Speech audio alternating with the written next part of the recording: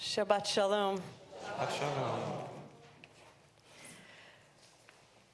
When I was a kid, my family would sometimes gather around and watch some WWF, the World Wrestling Federation.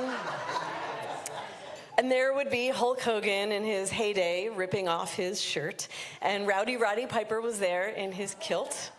And the lovable, sometimes bad guy, Andre the Giant, was still around then. And somebody would body slam somebody else from the top ropes, and somebody would get out of the ring and throw a chair. And there's always a lot of stomping and dramatic close-up finger pointing, if I remember correctly.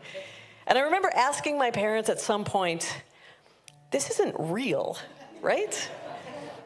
And they clarified, no, they're actors. This is all pretend. This is all fake. And I've been thinking about that some in the past few weeks. Yep. The WWF trafficked in a lot of muscle flexing, entertainment violence, and dramatic demonstrations of what we were meant to perceive as strength. But, at least back then, it all had a kind of campy feel to it. It was ridiculous, and it seemed more or less innocuous. But right now, in a way that is not at all campy and is definitely not innocuous, we are watching the political unfolding of a different kind of display of what we are supposed to perceive as strength. And it's not meant to be entertainment at all. It's coming in the form of threats of mass deportation of immigrants and asylum seekers, and threats from appointees who promise to dismantle the education system, for example.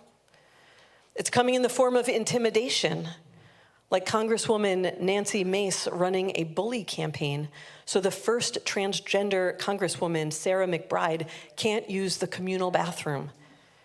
Or intimidation, like Nazis marching in the streets with swastika flags in Ohio and Michigan.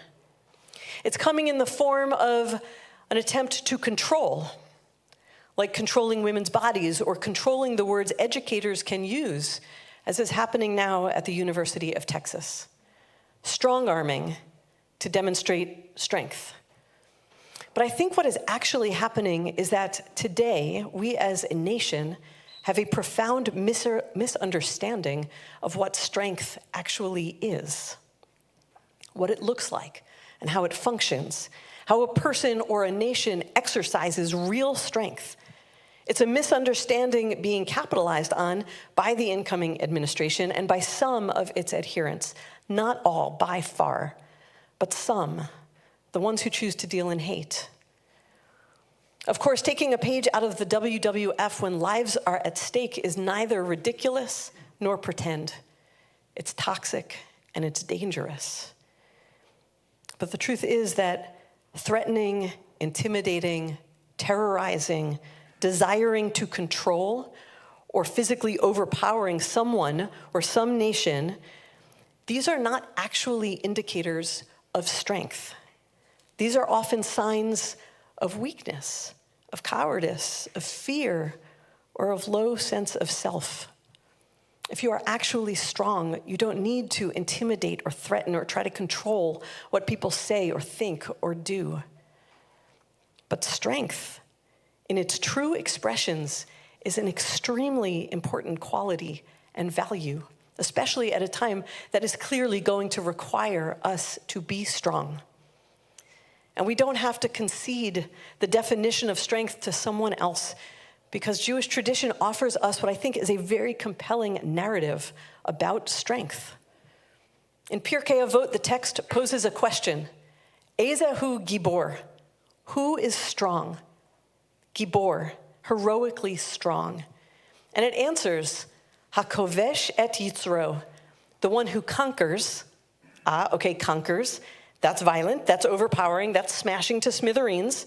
But it continues, Hakovesh et Yitzro, the one who conquers his evil inclination, the one who can control her expression of aggression, who can conquer his own feelings of self-doubt, her jealousies, his human inclination to flex in order to prove something.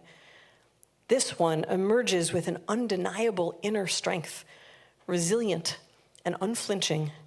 This, our tradition teaches us, is a gibor, a strong person. And it's not just an attribute of humanity. The word gibor might sound familiar to us. In the second blessing of the Amidah, we say, Ata gibor leolam Adonai. God, you are gibor, strong, heroically so. And then come the examples of God's strength. Mechalkel chayim bechesed. You sustain life. Through what? Bechesed. Through kindness. That's strength. Somech noflim v'rofei cholim umatir asurim. You lift up the fallen. You heal the sick. You free the captive. Umekayem emunato lishenei afar. You give hope and faith to those who sleep in the dust. Every act of God's strength as a gibor in this passage is inextricably linked to great kindness and compassion. Strength, we learn, is exerting extraordinary effort for the sake of someone who is beaten down, not beating them down in the first place. That is our definition of strength. And this week's Torah portion, Chayei Sarah, is a masterclass on what strength actually is and is not in practice. First, we find Abraham grieving the loss of his beloved wife, Sarah. And the text says, Avraham lispod l'Sarah v'livkota. Abraham mourned for Sarah, and he cried. We have a terrible track record in this country of teaching, especially our young boys and men, that crying is weak. Only wusses cry, be tough. And so our young men learn to be tough. And they turn their pain outward to protect themselves from being seen as weak. But Avraham cries. There is no notion here that he should be ashamed of this. He cries. And when he's done, vayakom Avraham. He rises up and he negotiates publicly with an entire people to take care of the business of burying his wife. In Jewish tradition, we see this, accompanying the dead for burial, as an act of extraordinary compassion. He is a gibor, using his strength to enact kindness. And Abraham was strong. This is a man who argues with God to save the lives of the innocent people of Sodom, again, using his strength to protect those who need it. Afterward, Abraham sends his servant to go to the land of his birth to find a wife for his son Isaac. The servant asks, and what if I find her and she won't come with me? Now, this is a patriarchal text written 3,000 years ago. Couldn't it say, so take her? It's God's will that she come here and marry my son.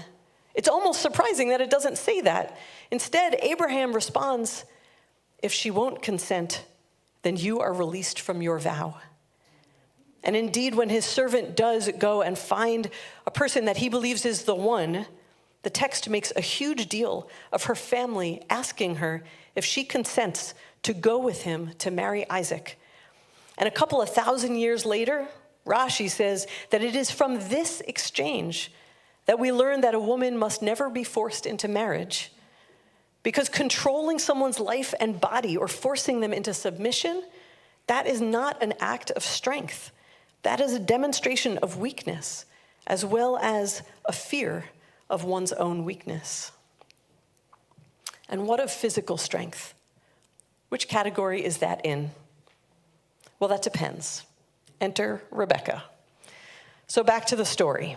The servant sets off with 10 camels and travels a long way to find this wife for Isaac. He comes to rest by a well, and he says to himself, the woman who comes and says, I will haul up enough water for you and for your 10 camels to drink, that's the one. And so it happens that Rebecca comes to the well and says exactly that.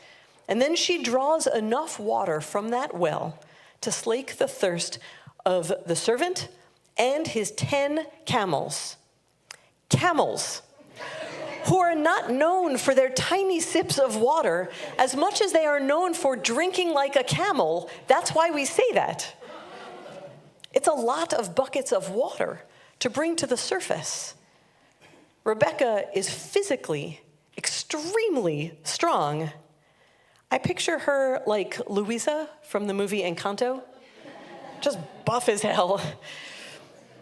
But what does she use her strength to do?